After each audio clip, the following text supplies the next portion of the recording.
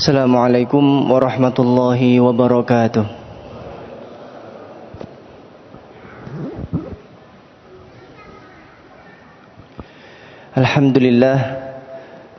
Alhamdulillahilladzi hamdan katsiran kama amar fantahu amma naha anhu wa hadzar. Asyhadu an la ilaha illallah wahdahu la syarikalah irghaman liman jahada bihi wa kafar. Wa asyhadu anna Muhammadan abduhu wa rasuluhu sayyidul khalaiqi wal bashar. Amsayna wa amsal mulku lillahi walhamdulillahi la syarikalah la ilaha illa huwa wa ilaihil masir. Amsayna ala fitratil islam wa kalimatil ikhlas wa ala dini nabiyyina Muhammadin sallallahu alaihi wasallam wa ala millati abina Ibrahim hanifan wa ma kana minal musyrikin. Amma ba'd. Puji syukur kehadirat Allah Subhanahu wa taala. Alhamdulillah pada malam hari ini kita masih senantiasa diberi kemudahan dan keberkahan. Kita masih senantiasa dilimpahi rahmat, hidayah serta maghfirahnya, yang dengan itu kita dapat hadir pada majelis ilmu di malam hari ini. Yang kedua, salawat dan salam semoga tercurahkan kepada junjungan kita Nabi besar Muhammad sallallahu alaihi wasallam. Karena atas curahan perjuangan pengorbanannya, alhamdulillah kita dapat merasakan puncak dari segala kenikmatan. Kenikmatan yang mungkin masih jarang kita syukuri, kenikmatan yang mungkin masih sering kita lalaikan, yaitu nikmat iman, nikmat Islam, dan nikmat ihsan. Ketiga nikmat ini jamaah sekalian, ketika banyak orang yang memilikinya, itu terkadang membuat kita jarang mensyukurinya. Jadi kaidah dari syukur yang seringkali diamalkan oleh manusia, ketika sudah banyak yang memiliki nikmat itu, akhirnya kesyukurannya itu berkurang. Misalkan pada zaman dahulu, orang yang kemudian memiliki sepeda motor, bisa jadi dalam satu desa itu hanya satu orang. Orang ini tentu menjadi sangat bersyukur dengan nikmat sepeda motor yang ia miliki. Ia gunakan untuk mencari nafkah, ia gunakan untuk berangkat ke masjid, dan berbagai kebaikan-kebaikan lainnya ia lakukan dengan wasilah sepeda motor ini. Beda halnya dengan zaman sekarang. Satu desa itu bisa jadi setiap rumah sudah ada sepeda motornya masing-masing. Akhirnya kepemilikan terhadap sepeda motor itu sudah menjadi hal yang biasa.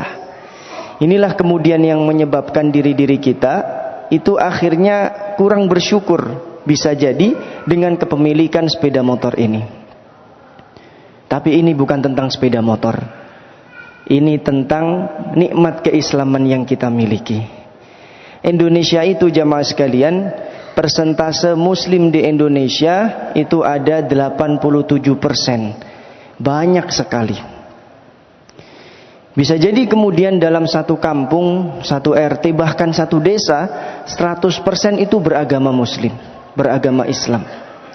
Nah, disinilah kemudian karena penampakan fenomena adanya orang-orang muslim itu sudah biasa di antara kita, inilah yang menyebabkan kita itu kemudian sulit untuk mensyukuri nikmat Islam yang kita miliki. Karena seakan-akan menjadi orang muslim itu sudah biasa. Toh semuanya juga beragama Islam. Maka hal ini tidak henti-hentinya kita sampaikan untuk senantiasa mensyukuri nikmat iman, nikmat Islam, dan nikmat ihsan yang Allah berikan kepada kita semua. Jamaah sekalian, tidak terasa kurang lebih sekitar 10 hari kita akan dipertemukan dengan bulan penuh keberkahan, bulan penuh keutamaan, yaitu bulan Ramadan. Dan kajian-kajian terkait dengan tarhib Ramadan, bagaimana kemudian kita menyambut bulan Ramadan, itu pun tidak henti-hentinya dilaksanakan di berbagai masjid-masjid. Mengapa tema-tema seperti ini sangat perlu untuk kita angkat? Jamaah sekalian, seringnya kita bertemu dengan sesuatu, itu membuat sensitivitas kita akan berkurang terhadap sesuatu tersebut. Misalkan kita suka makan martabak. Satu potong martabak masih enak, masih lahap. Potongan yang kedua masih enak, masih lahap. Potongan yang ketiga masih enak, masih lahap.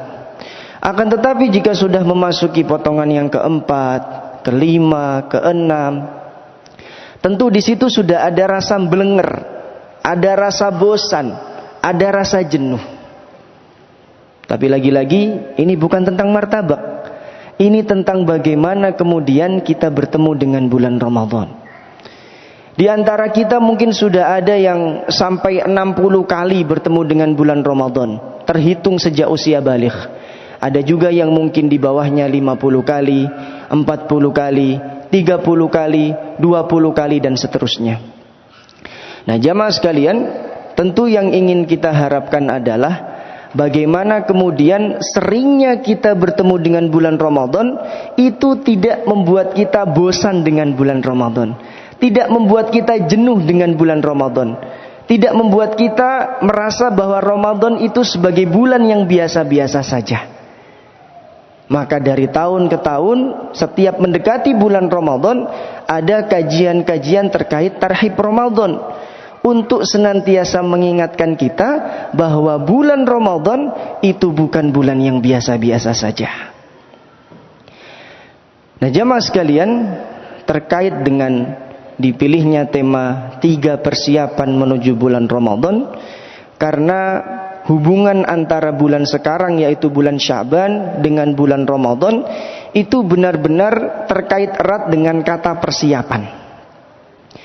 Jika kita membuka literatur bahasa Arab dalam mu'jam-mu'jam, dalam komus-komus bahasa Arab, Sya'ban itu berasal dari kata tasya'aba yatasya'abu.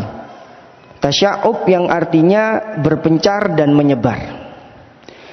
Adapun bulan Ramadan, di antara maknanya secara bahasa disampaikan oleh para ulama, dia berasal dari kata ramdha yang artinya syiddatul har atau cuaca yang sangat panas.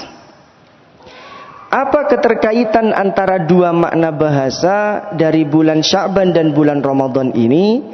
Ternyata jamaah sekalian, orang-orang Arab zaman dahulu ketika mau memasuki bulan Ramadan yang sangat panas, mereka itu kemudian tasya'ub, ya tasya'abuna li talabil miyah. Mereka itu berpencar dan menyebar untuk mencari sumber-sumber air yang kemudian airnya ini disimpan untuk persediaan menuju bulan Ramadan. Jadi sebisa mungkin ketika mereka sudah memasuki bulan Ramadan, bulan yang kering, bulan yang sulit air pada zaman itu, maka mereka sudah memiliki persediaan air. Nah, jamaah sekalian, sebagaimana orang-orang Arab zaman dahulu menjadikan bulan Sya'ban sebagai bulan persiapan menuju bulan Ramadan dengan mencari air, dengan mencari berbagai perbekalan, maka hendaknya kita sebagai seorang muslim itu juga menyiapkan bekal demi bekal, persiapan demi persiapan untuk menghadapi bulan Ramadan. Jangan sampai kita kemudian termasuk dalam golongan yang disabdakan oleh Rasulullah sallallahu alaihi wasallam, "Raghima anfu rajulin dakhala alaihi Ramadan fala yughfar lahu."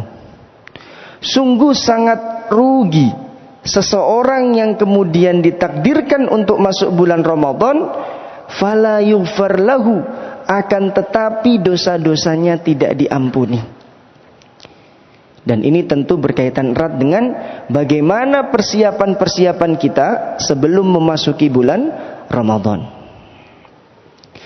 Jamaah sekalian, menurut para ulama ada dua golongan ketika menyambut bulan Ramadan. Golongan yang pertama adalah mereka yang kemudian bergembira dengan datangnya bulan Ramadan. Mereka benar-benar bersuka cita, mereka kemudian benar-benar berdoa, mereka kemudian benar-benar menyiapkan target-target ibadah agar nanti mereka bisa maksimal ketika menjalankan ibadah di bulan Ramadan. Tapi ada juga golongan yang kemudian merasa berat dengan datangnya bulan Ramadan. Mereka merasa berat karena tidak bisa makan sebagaimana biasa. Mereka merasa berat karena ada sholat tarawih yang kemudian membuat mereka lebih lelah, lebih capek. Mereka lebih berat karena kemudian banyak sekali orang-orang yang mungkin secara fisik itu lemah dan seterusnya. Nah, disinilah kemudian jamaah sekalian, hendaknya kita sama-sama memastikan bahwa kita termasuk golongan yang pertama, yaitu golongan yang bergembira dengan datangnya bulan Ramadan. Dan tentu gembira di sini jangan hanya sekedar kata-kata yang keluar dari lisan kita, jangan hanya sekedar caption-caption yang kita tulis di sosmed kita, akan tetapi ada pembuktian bahwa kita benar-benar gembira. Pembuktian itu adalah bagaimana kemudian di hari-hari ini ibadah kita itu sudah mulai ada peningkatan. Karena tidak mungkin seseorang itu bisa meraih puncak dari segala ibadah di bulan Ramadan kecuali ia sudah melakukan pemanasan di bulan Sya'ban. Dan kegembiraan kita dengan datangnya bulan Ramadan ini hendaknya kita pastikan sebagai kegembiraannya orang-orang mukmin. Jadi para ulama itu ada yang menyampaikan yang namanya kegembiraan datangnya bulan Ramadan itu beragam. Ada namanya farhatut tajir, kegembiraan dari para pedagang. Wah, ketika masuk bulan Ramadan itu kan kemudian banyak sekali orang-orang yang melakukan jualan-jualan, baik itu di pinggir jalan ataupun dengan toko online dan lain sebagainya. Dan yang namanya aset, yang namanya omset itu kemudian dia naik, keuntungannya naik, labanya naik. Apalagi ketika memasuki bulan Ramadan. Nah, ini farhatut tajir, kegembiraan seorang pedagang. Ada pula kemudian kegembiraan dari farhatus sobi, kegembiraannya anak-anak. Mereka jadi bisa menikmati berbagai momen-momen yang belum ada di bulan-bulan sebelumnya. Akan tetapi sebagaimana anak-anak, ya mereka menikmati momen itu hanya sekedar bagaimana momen itu bisa menyenangkan mereka, menggembirakan mereka. Karena yang namanya anak-anak tentu mereka belum mendapatkan taklif, belum ada pembebanan syariat. Artinya ya bersenang-senang saja. Nah, para ulama kemudian menyampaikan gembira boleh saja gembira. Akan tetapi hendaknya kegembiraan paling utama yang harus kita miliki adalah farhatul mukmin, kegembiraannya orang-orang yang beriman. Mereka gembira dengan datangnya bulan Ramadan karena mereka akan melaksanakan puasa. Mereka gembira dengan datangnya bulan Ramadan karena mereka akan melaksanakan sholat tarawih. Mereka gembira dengan datangnya bulan Ramadan karena nanti bisa i'tikaf. Mereka gembira dengan datangnya bulan Ramadan karena mereka bisa lebih maksimal dalam menjalankan berbagai amal ibadah. Nah, disinilah kemudian hendaknya jenis kegembiraan yang kita miliki. Farhatul mukmin, kegembiraannya orang-orang yang benar-benar beriman. Maka dari itu jamaah sekalian, para salafus soleh, generasi terdahulu, khususnya dari kalangan sahabat, tabi'in dan tabi'in, mereka ini benar-benar merindukan bulan Ramadan. Bahkan dijelaskan di dalam kitab Lataiful Ma'arif, Al-Imam Ibnu Rajab Al-Hambali di dalam kitab ini menyampaikan sebuah perkataan dari Ma'la bin Al-Fadl. Ma'la bin Al-Fadl ini menyampaikan, kanu yad'una Allah Ta'ala sittata ashhur an yuballighahum Ramadan. Mereka terbiasa untuk berdoa selama 6 bulan agar dipertemukan dengan bulan Ramadan. Jadi maksudnya sebelum memasuki bulan Ramadan, mereka ini berdoa terus-menerus agar Allah menganugerahkan kehidupan bagi mereka dan bisa menikmati berbagai amal ibadah di bulan Ramadan. Karena anugerah dipertemukan dengan bulan Ramadan itu anugerah yang belum tentu dimiliki oleh setiap orang. Hari ini saja misalkan berapa banyak orang-orang yang kemudian pada tahun lalu kita masih bersama mereka, masih menyantap makanan berbuka bersama mereka, masih menyantap sahur bersama mereka, masih melaksanakan sholat tarawih bersama mereka, masih tilawah bersama mereka, masih i'tikaf bersama mereka. Akan tetapi pada hari ini sudah meninggal dunia, sudah diambil oleh Allah Subhanahu wa ta'ala. Maka yang namanya para salafus soleh, mereka itu meminta anugerah kehidupan, tidak lain dan tidak bukan itu agar bisa beribadah, khususnya beribadah di bulan Ramadan. Wa yad'unahu sittata asyhur an yataqabbala minhum, dan mereka kemudian berdoa selama 6 bulan agar diterima seluruh amalnya. Ini setelah bulan Ramadan.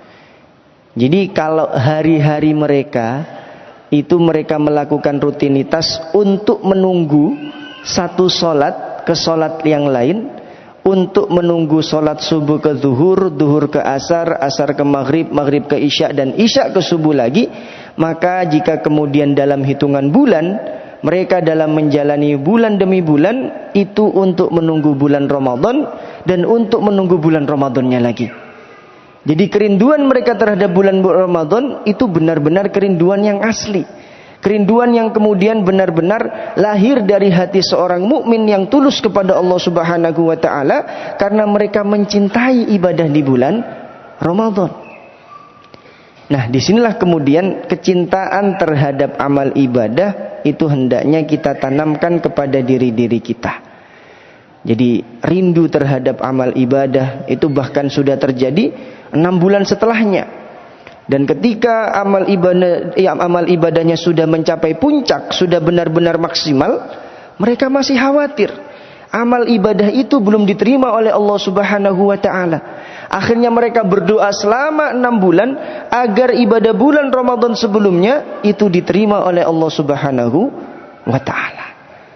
Disinilah kemudian teladan salafus soleh ketika mereka bermuamalah dengan bulan Ramadan. Nah, di antara doa yang kemudian sering mereka langitkan, masih dijelaskan di dalam kitab yang sama, yaitu Lataiful Ma'arif, disampaikan oleh Yahya bin Katsir, wa kana min du'aihim, dan di antara doa mereka, Allahumma salimni ila Ramadan wa sallim li Ramadan wa tasallamhu minni mutaqabbalan. Allahumma sallimni ila Ramadan, ya Allah, antarkanlah aku menuju bulan Ramadan.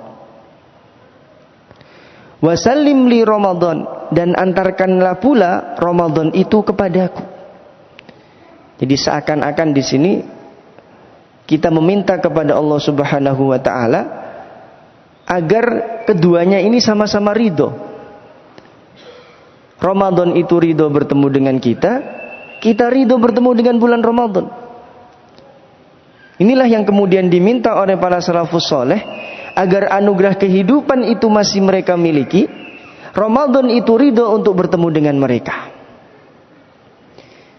Begitu pula ketika mereka memasuki bulan Ramadan, diri mereka pun ridho.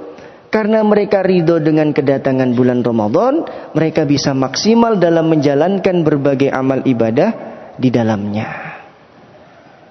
Jadi bukan hanya bagaimana Ramadan itu ridho bertemu dengan kita, akan tetapi bagaimana kita juga ridho dengan kedatangan bulan Ramadan. Kita kemudian tidak ada rasa marah karena tidak bisa makan sebagaimana biasa. Kita tidak ada rasa capek yang terlalu parah ketika kita istiqomah dalam menjalankan sholat tarawih.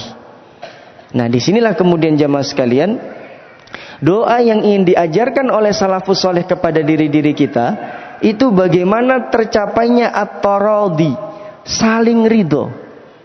Ramadan ridho bertemu dengan kita, kita juga ridho bertemu dengan bulan Ramadan. Wa tasallamhu minni mutaqabbalan, dan terimalah amal-amalku di bulan Ramadan.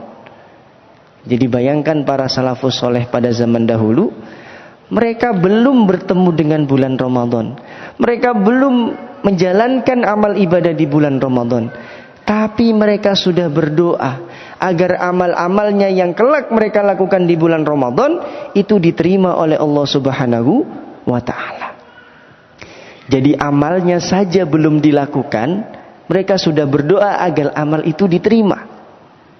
Inilah kerinduan yang benar-benar asli dari para salafus soleh, yang kemudian hendaknya kita teladani. Nah jamaah sekalian, 3 persiapan menuju bulan Ramadan yang coba kita kumpulkan di sini, semoga dapat kita amalkan bersama. Persiapan yang pertama adalah persiapan hati. Persiapan hati ini jamaah sekalian tentu persiapan yang hendaknya benar-benar kita miliki, karena sebagaimana tadi yang disampaikan dalam doa para salafus soleh, mereka itu bisa benar-benar ridho dengan kedatangan bulan Ramadan karena hati mereka benar-benar siap untuk bertemu dengan bulan Ramadan. Di antara persiapan hati yang hendaknya kita lakukan, yang pertama adalah taubatan nasuha. Jadi taubat nasuha ini jamaah sekalian, para ulama beragam menjelaskannya. Kenapa dinamakan taubat nasuha? Di antaranya ada yang menjelaskan dinamakan dengan taubat nasuha karena taubat yang dilakukan itu seakan-akan menasehati diri sendiri, nasuha, agar tidak terjadi lagi kemaksiatan dan dosa yang telah ia lakukan. Jadi ketika ada orang yang melakukan sebuah dosa, sebuah kemaksiatan, tapi na'udzubillah dia kemudian melakukan kesalahan yang sama, keburukan yang sama, kemaksiatan yang sama, maka ini belum bisa disebut dengan taubatan nasuha. Meskipun manusia itu tempatnya salah dan lupa, meskipun manusia itu bukan nabi, bukan rasul, akan tetapi jamaah sekalian, yang namanya taubat nasuha itu dapat kita capai. Jadi taubat nasuha, nasuha itu nasihah atau nasihat, yaitu taubat yang dapat menghadirkan nasihat bagi diri sendiri agar kemaksiatan itu tidak lagi dilakukan. Nah jamaah sekalian, taubat nasuha itu hukumnya wajib bittifaqil ulama. Para ulama sepakat wajib seluruhnya semuanya untuk melaksanakan taubat nasuha. Di antara dalilnya di dalam surat An-Nur ayat 31, a'udzubillahi minasyaitonirrajim. Wa tubu ilallahi jami'a, dan bertaubatlah kalian semua kepada Allah, ayyuhal mu'minuna la'allakum tuflihun, wahai orang-orang yang beriman agar kalian beruntung. Nah jamaah sekalian, yang diminta untuk bertaubat di sini jami'an, seluruhnya, baik mereka yang kemudian banyak dosa maupun mereka yang sedikit dosanya, baik mereka yang kemudian sering terjatuh ke dalam kemaksiatan atau mereka yang kemudian istiqomah dalam ibadahnya. Karena yang dinamakan dengan taubat, tabayatubu, itu kan memiliki makna roja'a yarji'u, yaitu kembali. Maksudnya adalah kembali kepada Allah Subhanahu wa ta'ala. Inilah mengapa kemudian Rasulullah sallallahu alaihi wasallam, meskipun beliau itu salatnya paling baik, puasanya paling baik, tilawahnya paling baik, i'tikafnya paling baik, salat malamnya paling baik, sedekahnya paling baik, seluruh amalannya paling baik, beliau tidak pernah luput untuk kemudian bertaubat 100 kali sehari. Jadi bayangkan Rasulullah saja yang kemudian manusia terbaik di antara kita, itu kemudian taubatnya 100 kali sehari. Nah jamaah sekalian, ini tentu menjadi sebuah pecutan bagi kita. Sudahkah kita bertaubat hari ini? Sudahkah kita beristighfar hari ini? Karena pada asalnya zikir-zikir yang kemudian Allah minta agar kita terus untuk mengulang-ulang, itu agar benar-benar kita amalkan. Jadi kan ada di antara pendidikan, cara mendidik seseorang, cara mendidik anak itu kan dengan sugesti. Aku bisa, aku bisa, aku bisa, aku bisa, dan seterusnya. Karena itu memang kemudian ditanamkan kepada dirinya untuk bisa melakukan sesuatu, akhirnya benar-benar bisa. Begitu pula seharusnya pada zikir-zikir kita. Jika kemudian kita beristighfar, astagfirullah, astagfirullah, astagfirullah. Aku mohon ampun kepada Allah. Aku mohon ampun kepada Allah. Aku memohon ampun kepada Allah. Jika itu benar-benar kita resapi, maka insya Allah tidak akan terjadi kemaksiatan yang sama. Tidak akan terjadi keburukan yang sama. Nah, inilah kemudian di antara pentingnya kita menjiwai setiap zikir dan doa kita. Jangan sampai kemudian hanya sekedar rutinitas 33 kali setelah sholat. Jangan hanya sekedar rutinitas dibaca pagi dan petang dan seterusnya. Akan tetapi hendaknya kemudian yang namanya zikir dan doa yang sifatnya rutin ini kita resapi, kita jiwai. Nah, di antara syarat-syarat taubat nasuha ini dijelaskan oleh Al-Imam Al-Qurazi. Al-Imam Al-Qurazi ini adalah seorang tabi'in.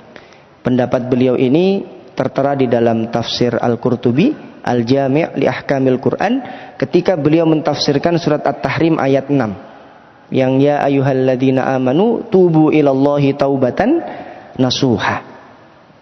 Al-Imam Al-Qurtubi menyampaikan taubat nasuha itu ada 4 syarat. Yajma'uha arba'ata asya'. Jadi syarat taubat nasuha itu terkumpul dalam 4 hal. Yang pertama dijelaskan oleh beliau, al-istighfaru bil lisan. Beristighfar dengan lisan.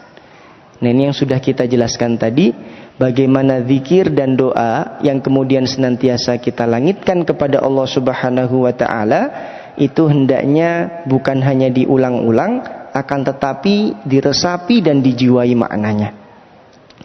Nah, yang kedua jamaah sekalian, wal iqla'u bil abdan. Menahan diri dengan badan. Maksudnya adalah menahan diri agar kemaksiatan itu tidak terjadi lagi. Menahan diri agar keburukan yang telah kita lakukan itu tidak kita lakukan lagi.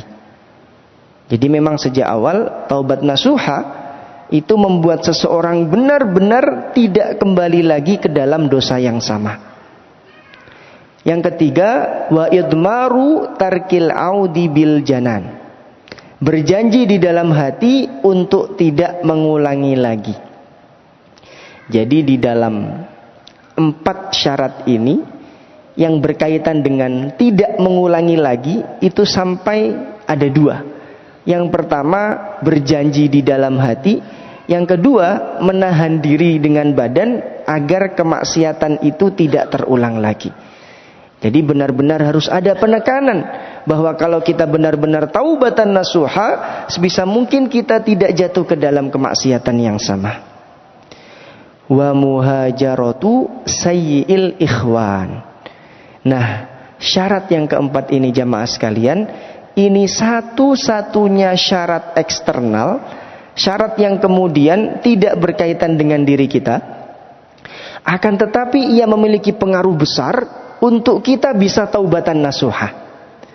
Muhajaratu sayyi'il ikhwan, ya, sampai dibahasakan dengan muhajarah, berhijrah.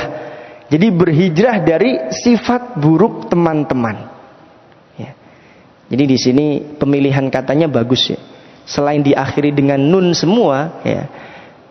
Di sini kemudian juga muhajaratu sayyi'il ikhwan, bukan muhajaratu al-akh as-sayyi'. Ya. Jadi bukan berhijrah dari teman yang buruk, tapi berhijrah dari sifat buruknya teman-teman. Akhirnya kalau misalkan kita punya teman yang suka melakukan keburukan, bahkan mengajak kita untuk melakukan keburukan, maka hendaknya yang kita tinggalkan itu sifat buruknya, bukan temannya. Sebagaimana kita membenci orang-orang yang bermaksiat, kita tidak benci orangnya, tapi kita benci maksiatnya. Maka jika kita memiliki teman-teman yang berbuat keburukan atau bahkan mengajak kita kepada keburukan, jangan tinggalkan temannya, tapi tinggalkan sifat buruknya dan sebisa mungkin kita ajak untuk melakukan kebaikan. Disinilah kemudian kita bukan hanya sukses dalam taubat nasuha, tapi kita juga sukses untuk berdakwah, mendakwahi teman-teman kita. Nah, ini adalah 4 syarat taubat nasuha. Nah, selain taubat nasuha jamaah sekalian, yang tidak kalah penting adalah tajdidun niyah atau memperbaharui niat. Memperbaharui niat itu jamaah sekalian di dalam fikih sehari-hari itu hukumnya saja sunnah. Jadi misalkan kita sholat maghrib, setelah sholat maghrib wudhu kita masih ada dan masih bisa kita gunakan untuk sholat isya. Akan tetapi kita disunnahkan untuk tajdidul wudhu, untuk memperbaharui wudhu. Nah, disitulah kemudian wudhu kita diperbaharui dan ini hukumnya sunnah. Begitu pula niat, maka ia harus senantiasa diperbaharui. Karena ketika seseorang itu memperbaharui niatnya, maka pada hakikatnya dia sedang memperbaiki amalannya.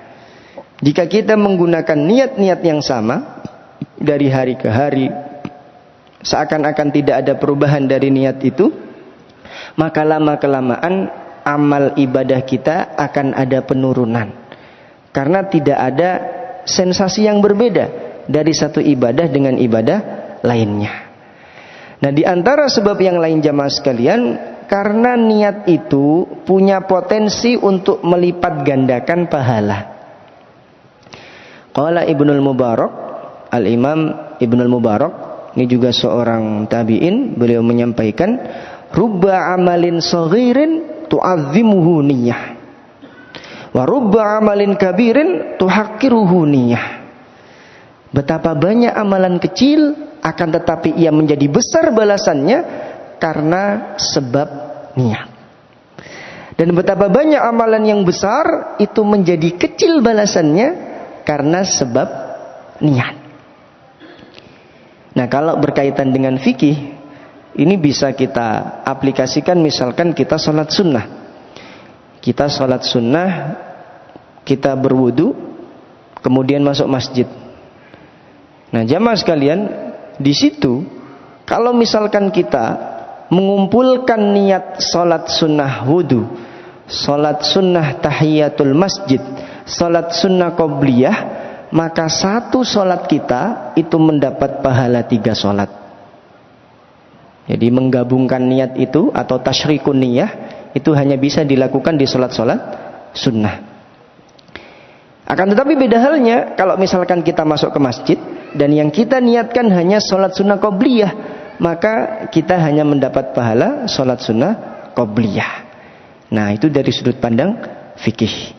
Adapun dari sudut pandang tazkiyatun nafas atau kemudian penyucian jiwa, bisa jadi orang itu punya amalan kecil, misalkan ia bersedekah dengan uang yang nominalnya kecil, akan tetapi karena uang itu sudah ia siapkan, akan tetapi uang itu sudah benar-benar disisihkan dari segala kebutuhan-kebutuhan yang ia miliki, maka itu kemudian akhirnya menjadi besar pahalanya.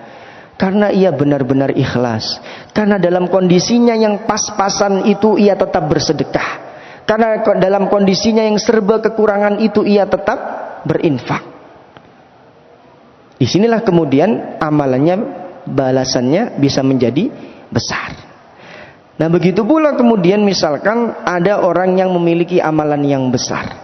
Misalkan ia sholat tahajud rutin 11 rakaat setiap malam. Akan tetapi ketika ia melaksanakan amal ibadah sholat tahajud itu, ketika ia selesai melaksanakannya, di situ kemudian ada rasa sombong, ada rasa riya. Dia merasa lebih baik dari orang-orang yang sedang tidur. Kok banyak ya tetangga-tetangga saya yang tidur, padahal sepertiga malam ini harusnya kita sholat tahajud. Kok bisa ya saudara-saudara saya ini kok tidur, padahal sepertiga malam ini adalah waktu yang mustajab. Ketika ada fikiran-fikiran seperti itu dan dia merasa lebih baik dari yang lain, maka disinilah kemudian pahalanya mengecil, dan mengecil. Maka Al-Imam Ibnu Qayyim Al-Jauziyah itu beliau pernah menyampaikan, tidur semalaman sampai azan subuh lebih aku cintai daripada aku bangun untuk sholat tahajud kemudian aku merasa lebih baik dari yang lain. Ya, ini berarti bukan pembenaran kita nggak sholat tahajud ya. Tetap sholat tahajud kita upayakan untuk kita laksanakan, akan tetapi jangan sampai itu malah melahirkan benih-benih sombong di dalam hati kita. Nah, di antara hukum dan hikmah niat puasa, ini sedikit ada pembahasan fikih yang bisa kita ambil hikmahnya. Jemaah sekalian, di dalam kitab Bidayatul Mujtahid yang ditulis oleh Al-Imam Ibnu Rushd, beliau menyampaikan tentang niat puasa Ramadan atau niat dari puasa fardu. Niat dari puasa fardu itu kemudian para ulama berbeda pendapat. Menurut ulama Hanafiyah, Syafi'iyah dan Hanabilah, mazhab Hanafi, Syafi'i dan Hambali, itu kemudian wajib diperbaharui setiap malam. Sebagaimana ini adalah pengamalan dalam sebuah hadis, man lam yubayyitin niyah fala siyama lahu. Barang siapa yang tidak meniatkan puasa pada malam harinya, maka tidak ada puasa baginya. Dan tentu an-niyatu mahalluha fil qalb. Niat itu letaknya di hati. Nah, ini menurut pendapat pertama. Adapun pendapat yang kedua, menurut ulama Malikiyah atau mazhab Maliki, mereka menyampaikan cukup dibaca di awal bulan saja. Jadi cukup dibaca atau cukup diniatkan di awal bulan saja pada malam pertama, dan kemudian tidak perlu untuk diperbaharui di malam-malam selanjutnya sampai nanti akan malam Idul Fitri. Nah, jamaah sekalian, perbedaan pendapat ini mahallun niza atau kemudian sebabnya itu terkait dengan amalan puasa itu sendiri. Apakah amalan puasa Ramadan dari hari satu ke hari yang lainnya itu merupakan sebuah rangkaian atau tidak? Nah, menurut pendapat yang pertama, yang namanya puasa Ramadan dari 1 sampai 30 itu bukan satu rangkaian. Tapi puasa hari pertama sendiri, hari kedua sendiri, hari ketiga sendiri, dan seterusnya, maka niatnya harus diperbaharui setiap malam. Beda halnya dengan ulama Malikiyah yang berpendapat puasa Ramadan itu satu rangkaian, dari malam pertama sampai malam ke-29 misalkan. Maka cukup membaca di awal bulan saja. Nah, jamaah sekalian, hikmah yang bisa kita ambil dari pendapat yang pertama, ketika kita berada di bulan Ramadan, kita ini diwajibkan untuk memperbaharui niat di setiap malam. Agar apa? Agar kita bisa melakukan evaluasi amal. Kita evaluasi amal di hari yang pertama. Apakah tilawah kita sudah memenuhi target? Apakah puasa kita masih sering membuat kita marah-marah? Apakah kemudian sedekah kita sudah sesuai dengan yang kita rencanakan? Jika niat kita pandang sebagai sarana evaluasi amal, maka tidak akan ada lagi kemajuan soft ketika sholat tarawih kita. Kita ini kan sholat tarawih di malam pertama, kedua, ketiga itu kan masih full. Tapi ketika malam keempat, kelima, 10 hari yang kedua khususnya, itu kan ada kemajuan soft. Yang tadinya softnya itu misalkan 10 soft penuh, full. Tapi kemudian akhirnya berkurang. Jadi hanya 5 soft, 3 soft. Insya Allah tidak terjadi di Masjid Namira. Akan tapi bisa kita lihat di masjid-masjid yang lain itu pun terjadi. Nah, disinilah kemudian ketika kita benar-benar memandang bahwa niat dalam puasa Ramadan itu setiap malam harus diperbaharui, hendaknya kita jadikan sebagai sarana evaluasi amal. Dengan seperti itu, insya Allah terus ada peningkatan dari hari ke hari, meskipun peningkatannya hanya 1% setiap harinya. Nah, yang kedua yang tidak kalah penting adalah persiapan ilmu. Kita akan memasuki bulan Ramadan yang di situ ada ibadah yang ibadahnya itu tidak kita lakukan di bulan-bulan sebelumnya. Atau kalau misalkan kita lakukan, itu tidak sesering di bulan Ramadan. Misalkan ada puasa Ramadan. Di bulan-bulan sebelumnya memang ada puasa sunnah. Tapi puasa Ramadan itu puasanya setiap hari. Beda dengan puasa sunnah, Senin Kamis atau Ayamul Bid, itu hanya di hari-hari tertentu. Maka untuk benar-benar memahami fikih puasa itu harus benar-benar yang mendalam, khususnya yang berkaitan dengan mubtilatus siyam atau pembatal-pembatal puasa. Jangan sampai kemudian kita sudah merasa puasa kita benar, tapi ternyata puasa kita itu bukan hanya sekedar tidak menjalankan sunnah, tapi ternyata sebenarnya batal, tapi kita tidak tahu kalau itu sudah batal. Nah, di antara contohnya ketika seseorang itu sedang yang namanya berbuka. Jadi ketika kita berbuka, kemudian kita dengar ada suara azan, meskipun itu bukan azan yang sebenarnya.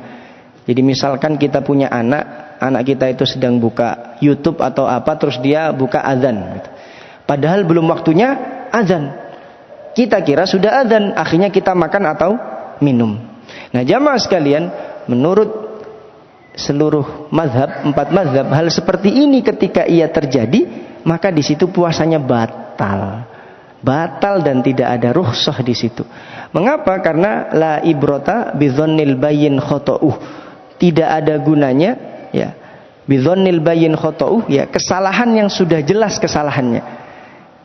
Jadi di situ tidak bisa kita kemudian tidak apa-apa, dimaafkan karena saya lupa atau saya lalai dan lain sebagainya. Akan tetapi dalam kondisi seperti ini, kalau misal benar-benar terjadi, maka puasa kita batal, dan batalnya benar-benar batal.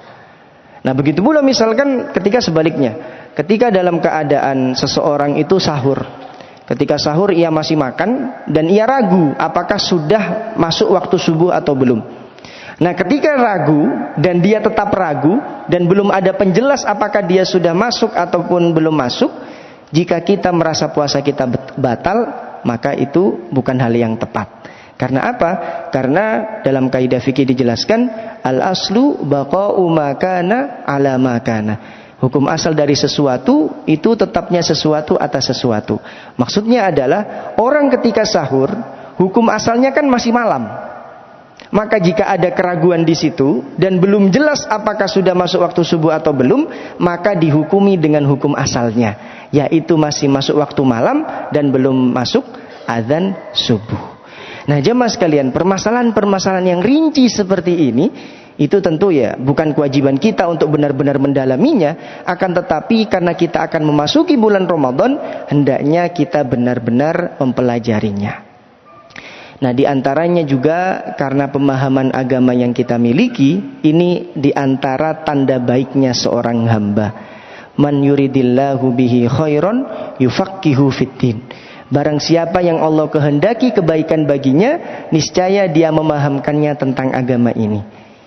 Jadi di antara tanda bahwa Allah itu menginginkan kebaikan kepada diri-diri kita, maka Allah akan membuat kita mudah dalam mempelajari agama ini. Disinilah kemudian jika kita sudah benar-benar belajar dari hari ke hari, benar-benar sudah mendatangi ustadz yang paling top untuk menyampaikan tentang permasalahan-permasalahan fikih, tapi kok kita tidak paham-paham juga, naudzubillah, bisa jadi karena Allah tidak menginginkan kebaikan itu kepada kita. Kita harus melakukan evaluasi, kita harus meninggalkan kemaksiatan-kemaksiatan yang kita lakukan agar benar-benar dipahamkan dengan agama ini.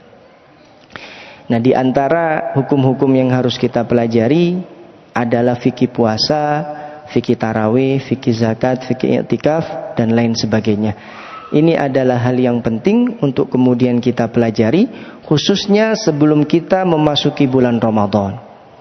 Jadi sebisa mungkin YouTube kita sekarang itu, ya, playlist kita sebisa mungkin diubah ya. Mungkin kalau yang dulu suka nonton film, diubah nonton kajian. Yang mungkin dulu suka dengerin dangdut, nah diubah dengerin ceramah. Dan berbagai halnya. Karena kita akan dipertemukan dengan bulan Ramadan, yang belum tentu di tahun depan kita akan dipertemukan dengannya lagi. Nah, yang ketiga jemaah sekalian adalah persiapan amal. Kalau tadi sudah persiapan hati dan persiapan ilmu, ini persiapan yang sifatnya eksekusi. Ini persiapan yang juga sifatnya pemanasan.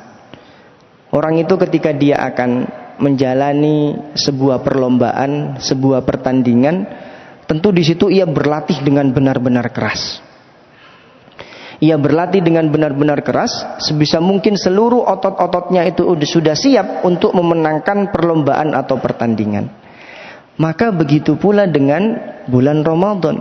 Ketika kita benar-benar serius untuk memasuki bulan Ramadan, maka bukan hanya sekedar persiapan hati, bukan hanya kemudian kita mempelajari ilmu-ilmu fikih terkait dengan bulan Ramadan, akan tetapi sudah ada pemanasan demi pemanasan amal ibadah yang telah kita lakukan sejak bulan Sya'ban. Nah, di antaranya jamaah sekalian yang harus kita siapkan dari persiapan amal ini adalah mengevaluasi amal kita. Jadi yang namanya muhasabah, evaluasi, itu juga merupakan kewajiban kita sebagai seorang hamba. Di antaranya difirmankan oleh Allah Subhanahu wa taala di dalam surat Al-Hasyr ayat 18, A'udzu billahi minasyaitonir rajim. Ya ayyuhalladzina amanuttaqullaha wal tanzur nafsum ma qaddamat lighad. Wattaqullah innallaha khabirum bima ta'malun. Hai orang-orang yang beriman, bertakwalah kalian kepada Allah. Wal tanzur nafsum ma qaddamat lighad. Hendaklah setiap diri memperhatikan apa yang telah diperbuatnya untuk hari esok, yaitu akhirat atau hari kiamat. Wattaqullah, dan bertakwalah kalian kepada Allah. Innallaha khabirum bima ta'malun. Perintah untuk melakukan muhasabah, evaluasi amal, ini menjadi sangat agung jamaah sekalian, karena ia merupakan satu-satunya ayat di dalam Al-Quran yang ada sebuah perintah, dan perintah itu diapit dengan dua perintah ketakwaan. Nah, selain yang namanya muhasabah atau evaluasi itu penting, disyariatkan, bahkan diwajibkan dalam agama kita, yang namanya evaluasi amal itu bisa kita gunakan sebagai tolak ukur target ibadah. Jadi kita lihat, kita mengevaluasi tahun kemarin misalkan, kita sudah tilawah berapa kali hatam. Kalau misalkan hatamnya 1 kali, maka sebisa mungkin pada tahun ini hatamnya menjadi 2 kali, atau paling minimal kita pertahankan untuk hatam 1 kali. Kalau misalkan tahun sebelumnya kita bersedekah, sedekah kita mencapai 5 juta rupiah misalkan, maka sebisa mungkin jika Allah masih memberi kita kelapangan rizki pada tahun ini, maka kita naikkan menjadi 8 juta, atau paling minimal kita pertahankan menjadi 5 juta. Nah, makanya para ahli di bidang manajemen ketika mereka melakukan evaluasi dan perencanaan, itu kan ada kaidah namanya SMART ya. Di antaranya kan, kalau kita ingin merencanakan sesuatu itu spesifik. S itu spesifik. Jadi kemudian kita itu kan seringkali mengatakan hendaknya kita meningkatkan amal ibadah. Oh, di tahun ini saya ingin ibadah saya meningkat. Ibadah apa yang mau ditingkatkan? Dari berapa ke berapa? Harus spesifik, harus jelas. Nah, begitu pula di antara SMART itu ada A. A-nya itu achievable. Achievable itu kemudian ada tantangan di situ. Ada hal yang bisa ia gapai. Jadi ketika kita membuat sebuah target, hendaknya target itu tinggi, yang membuat kita bisa lebih bersemangat untuk mencapai target itu. Tapi selain target itu direncanakan dengan setinggi-tingginya, jangan lupa untuk R. Jadi SMART itu R-nya ada realistik. Jadi hendaknya realistis. Kalau misalkan tahun kemarin itu hatamnya 1 kali, kemudian kita ingin tahun ini hatam 10 kali, itu memang bagus. Tapi dia punya potensi besar untuk nanti malah membuat kita futur, membuat kita malah putus asa dan menyerah untuk kemudian mencapai target itu. Jadi yang namanya target itu direncanakan, dia harus spesifik, jelas apa yang mau ditingkatkan, dari berapa ke berapa. Nah, kemudian pasang target setinggi-tingginya. Tapi target setinggi-tingginya ini hendaknya tetap realistis bisa kita lakukan dengan berbagai kesibukan yang kita laksanakan di bulan Ramadan. Dengan seperti ini jamaah sekalian, kebahagiaan kita dengan datangnya bulan Ramadan itu ada buktinya. Buktinya apa? Buktinya kita sudah memasang target-target ibadah di bulan Ramadan. Nah, kemudian yang tidak lupa adalah bagaimana kita memperbanyak ibadah sunnah. Ibadah itu jamaah sekalian, dia tidak mungkin mencapai puncaknya sebelum dilakukan pemanasan demi pemanasan sebelumnya. Jadi nggak mungkin ada orang yang kemudian dia bisa tilawah di bulan Ramadan sampai 10 kali hatam, jika misalkan di bulan-bulan sebelumnya dia tidak pernah hatam sama sekali. Tidak mungkin. Karena orang itu ketika ia sudah terbiasa, ia akan mudah untuk mencapai target-targetnya. Nah, disinilah jamaah sekalian, memperbanyak ibadah sunnah itu kemudian juga dicontohkan oleh Rasulullah Shallallahu Alaihi Wasallam. Di antara buktinya terdapat dalam hadis riwayat Al-Bukhari dan Muslim, dijelaskan di dalam hadis ini ada seorang sahabat yang memberikan kesaksian, "Fama ra'aitu Rasulullah Shallallahu Alaihi Wasallam istakmala siyama syahrin illa Ramadan."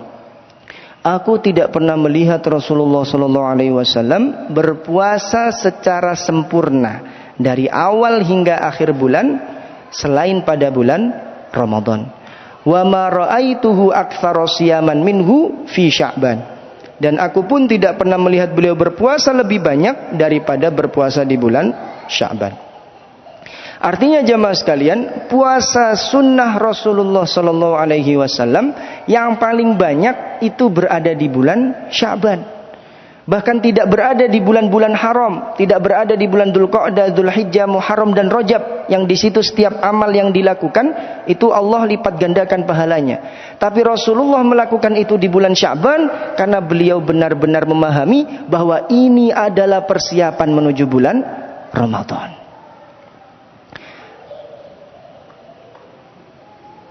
Begitu pula yang disampaikan oleh para ulama. Ini ada kesaksian dari Salamah bin Kahil yang merupakan seorang tabi'in.